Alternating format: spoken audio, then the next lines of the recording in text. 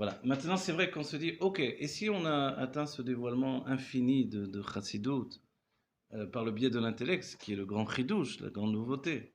Pour vous donner un point de comparaison, les enseignements que vous trouvez dans le Tanya, vous les trouvez également dans l'Écoutez Moharan. Si vous avez un jour ouvert le l'Écoutez Moharan, vous verrez qu'il y a les mêmes enseignements. Mais, on va dire quelle différence alors? La différence essentielle, c'est que l'Écoutez Moharan n'est pas structuré de manière intellectuelle. Il fait encore partie de ces notions de Chassidut des sentiments. Ou alors, le Rav Gizbour dira un chassidut du Keter, c'est-à-dire un chassidut qui est inconsciente. Effectivement, on n'a pas là-bas de structure ordonnée, le livre n'est pas ordonné, il est un grand tohu, une grande poésie merveilleuse de chassidut, mais on ne peut pas forcément tirer des sources, des structures de compréhension et devenir un maître avec ces enseignements-là pour transmettre à son tour, etc. Donc, et c'est pour ça, c'est souvent que les grands Rashi Yeshivot de Breslev vont étudier la Chassidut Rabat pour avoir un suivi justement et pouvoir structurer leur propre texte. Ok? Donc on va dire que quand on dit le miracle de l'Admorazaken, c'est vraiment un miracle dans la structure. C'est pour ça, avant de mettre un vav, il y a pensé quelquefois des semaines et des semaines, parce qu'avec un seul vav, il pouvait avoir, vous voyez, entre Vehemet ou Emet, émettre la mytho, ces sujets-là, ils pouvaient avoir encore 24 000 élèves et ils décident de ne pas mettre. Parce que la vérité ne peut pas être corrompue. Donc en fait, on va dire que c'est tellement sain qu'on dit que c'est la Torah écrite de la Chassidut et qu'on ne lui met pas des voyelles. On ne rajoute pas des voyelles, justement, pour qu'elle reste comme la Torah écrite sur laquelle on ne peut pas mettre des voyelles dans le Sefer Torah. Donc on va dire, ok, c'est tellement simple. Mais est-ce qu'il n'y a pas eu plus après? Alors justement, les Rébéim, ceux qui ont fait 7 Rébéim, ça a été de faire descendre, ou plus précisément de nous élever vers cette Torah, selon les générations. La génération d'aujourd'hui du Rabbi n'est pas la même génération que la génération du Rabbi Rachab, ni que celle de l'Almorem Saï, où il y a 7 Rébéim, avec 7 niveaux différents, avec 7 accès différents à la compréhension intellectuelle du divin et de la Torah. Ok? Mais on dit, bon, ok, si on arrive au bout, puisque aujourd'hui le Rabbi a donné les dernières révélations, il nous a donné par le Dvar Malchut, effectivement, le dernier enseignement, par exemple, aborder le Chodesh Av, c'est l'aborder d'une manière tellement positive que tout est différent. Vous voyez, le Rabbi dira sur l'enseignement des sages, Mishenichnas Av, Mematim Besimcha, dès que rentre le mois de Av, on diminue dans la joie. Le Rabbi expliquera Mematim Besimcha, on va diminuer par la joie toutes les choses indésirables. Vous voyez? C'est-à-dire par la joie, on doit diminuer toutes les choses indésirables de notre vie pour accéder au bien. Et c'est vrai que dans nous-mêmes, de là, on comprend que si je n'étais pas joyeux auparavant, je ne peux pas diminuer dans la joie. Donc déjà, il faut que je me mette au niveau de la joie que les sages ont demandé pour exécuter le service de Dieu, puisqu'il est dit que parce que vous n'avez pas servi Dieu dans la joie. Donc je dois me mettre au niveau de la joie minimum d'un juif pour le service de Dieu, une joie respectable, qui fait que je démontre que je suis heureux de faire Torah Mitzvot.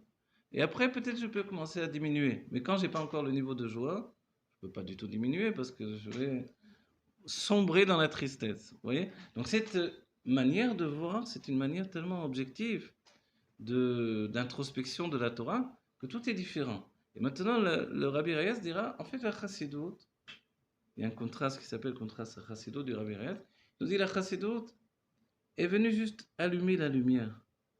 Elle n'a pas fait une nouvelle Torah. Elle est venue prendre la Torah existante et l'allumer la lumière. Et tout à coup, ce que l'on pouvait toucher de nos mains comme un aveugle qui s'aventurait dans une maison remplie de meubles, tout à coup, la lumière s'allumait et on découvrait tout ce qui était déjà là. Donc en fait, allumer la lumière, c'est le propre de la Chassidut, c'est le propre de l'intellect.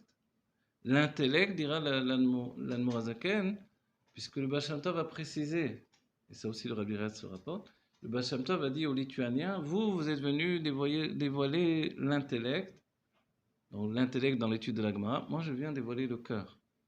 Et l'Admorazaken qui a dévoilé l'intellect, il a précisé, il a dit, ne croyez pas que c'est un intellect qui est dénaturé de sentiments. C'est l'intellect des sentiments en part entière. Vous voyez? Parce que le but, Dieu désire le cœur du juif. Donc c'est là où on se rejoint tous les chassidouyot, que ce soit Breslev, Chabad, Sants, etc.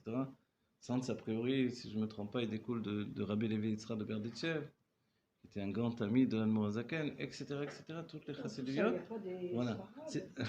Ça, les Sfaradim, vous savez que le Rabbi Ratz a dit, les Sfaradim, auparavant, n'avaient pas besoin de chassidut. Ils avaient tous les éléments, l'étude du Zohar, de la Kabbalah, le respect des aînés, le respect des tzadikim, l'attachement aux tzadikim et la simplicité. C'est tout ce qui a fait défaut au monde ashkénaze. Et le Rabbi Ratz a dit, mais dès le moment où ils se sont mélangés, entre autres choses par le biais de Eretz Israël, se sont mélangés les Sfaradim avec les Ashkenazim. Il y a eu un petit peu une situation où le Sfarad s'est senti inférieur à cause du fait que ceux qui ont monté, qui ont structuré la Médina, c'était des Ashkenazim. Mais effectivement, il y avait une lutte des classes qui s'est passée entre les Sfaradim et les Ashkenazim. Et les Sfaradim, certains ont dû changer leur nom pour entrer dans les yeshivot, étudier la Gemara, etc. Donc il y a eu un côté de dénaturer le Sfarad pour qu'ils deviennent un peu ashkénazes. Dès ce moment-là, dit le Rabbi Rayatz, eux aussi ont besoin de chassidut. La chassidut, c'est un peu le sfarad qui brille au sein du monde ashkénaze. Oui, c'est ce qui était originel dans le monde sfarad, c'est-à-dire, comme on l'a dit précédemment, l'attachement au tzadiki, l'étude du Zohar. N'oubliez pas que le monde ashkénaze, depuis Shabbat Tzvi, le monde ashkénaze a fait la guerre à l'intériorité de la Torah. Alors, pour revenir à la question originelle de tout ça, on va accéder à une autre étape essentielle qui est le dévoilement de Torah Chadasha Meiti Tetse. La suite de ce talir, de cette construction, c'est ce qu'a dit Dieu lui-même, forcément personne d'entre nous ne peut le dire, il sortira de moi une nouvelle Torah. C'est Dieu qui le dit. On va dire, oui, mais il n'y aura pas un second matin de Torah. Il n'y aura pas une deuxième fois le don de la Torah. Non, alors comment c'est possible? Et en fait, c'est possible par une introspection tellement puissante, tellement poussée, que tout va nous apparaître totalement nouveau. Et un avant-goût de ça, c'est déjà la chassidut, qui vient éclairer la Torah d'une manière tellement plus profonde que tout est exempt de mal en réalité. Le mal n'est qu'une possibilité qu'on ne doit pas choisir. Le Tanya se construit par le Sourd Merav et Osetov. D'abord, il nous éloigne du mal, et ensuite, il fait le bien, et on construit sur le bien. Tandis que le monde du Moussar est structuré sur le fait de mettre en avant la lutte contre le mal. Et c'est pour ça qu'il y a une grande différence et une opposition flagrante entre ces deux mondes-là. Vous voyez? Donc en fait, l'idée est de, ok, le mal, il faut connaître le mal, mais ne pas lui appartenir et ne pas le prendre en appartenance. Ne pas l'intégrer en moi. C'était le grand secret de la faute d'Adam Rishon.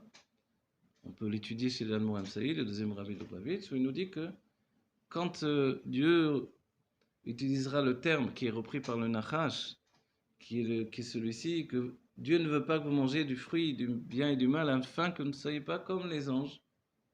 C'est l'Otiuke Melachim, c'est Odim Tom Vera, qui connaissent le bien et le mal. Et on verra qu'effectivement, Dieu utilise ce terme-là. Alors pourquoi Dieu ne voulait pas qu'Adam et Rishon connaissent le bien et le mal? Et le Nachash, c'est l'étymologie de l'Enachesh, deviner. Il vient faire deviner le mal à Adam Rishon, qui va regarder en fait, il y a une sorte de détritus de la construction des mondes spirituels, évidemment, où il y a les shalosh klipot atmeot, les 3 écorces d'impureté. Et Adam Rishon a regardé dans cet endroit de mal absolu. Mal, il faut entendre l'idée de chute absolue, où le matériau n'est plus... Il n'est pas possible de le gérer par le service de Dieu. Donc, il reste éloigné du monde de la sainteté. Et Adam Rishon a regardé dans le mal, à l'image un peu d'aujourd'hui de quelqu'un qui va regarder, je ne sais pas, des choses terribles qui vont le faire chuter dans sa vie au quotidien, et qui va rester attaché avec ça et qui ne pourra plus s'en sortir. Des jeunes qui se perdent dans des sites horribles, avec des choses horribles, qui vont les attacher aux forces du mal. Précédemment, Adam Rishon a regardé le mal, et le mal s'est mélangé à sa personne.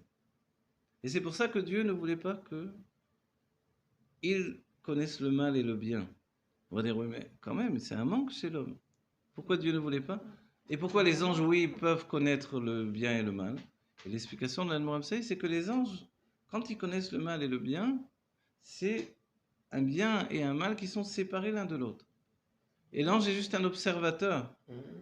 Mais quand l'homme, lui, l'homme, il est l'homme intérieur. Donc dès il apprend une notion, il intériorise, elle devient lui-même. Donc c'est pour ça que c'est grave de regarder des images impures et des choses néfastes qui vont nous entraîner vers la chute, parce que je vais devenir ce que je vois. De la même manière que quand on mange, on devient la nourriture, parce qu'elle se rajoute à notre graisse, à notre cerveau, à notre sang, etc. Donc en fait c'est assez particulier, l'homme mange en fait, sans arrêt.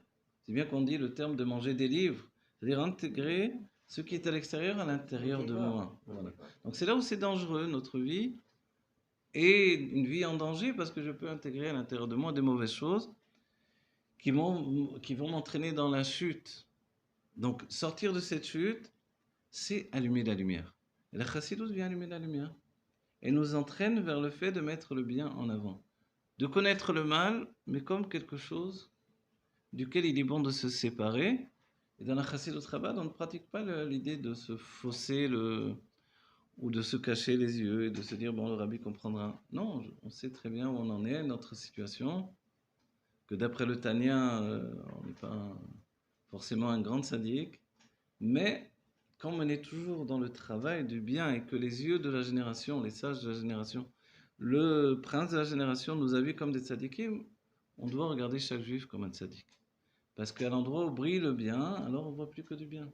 Effectivement, les Juifs ont passé tellement d'époques terribles et tellement de situations invraisemblables et d'épreuves terribles que maintenant c'est terminé. On ne doit voir que le bien dans notre génération.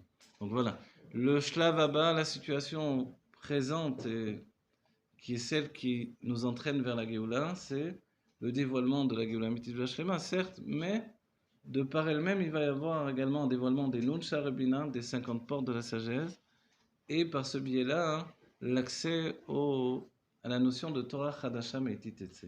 Une nouvelle Torah sortira de moi, c'est ce que Dieu nous dit lui-même. On va appréhender la Torah par la vision, non plus par l'entendement uniquement. On va voir le divin que l'on entend aujourd'hui. Ce qui est loin va être proche et ce qui est proche va être loin. En fait, on va accéder à un monde insoupçonné qui est la présence de Dieu dans la matière même de la matière de la matière, la matière divine qui est au sein de la matière de perception matérielle. Et précisément, on va comprendre que tout est divin et nous sommes une part à part entière nous-mêmes de la divinité. Voilà. Que l'on ait que le bien tangible et véritable, que Dieu bénisse chacun d'entre nous de ce bien qui est là, qui est à portée de main, que l'on veut toucher enfin, et montrer du doigt de dire Zé Kelivandéo, dire ah, ça c'est Dieu. Alors Dieu qui se dévoile à nous, Terefoumian Mamas.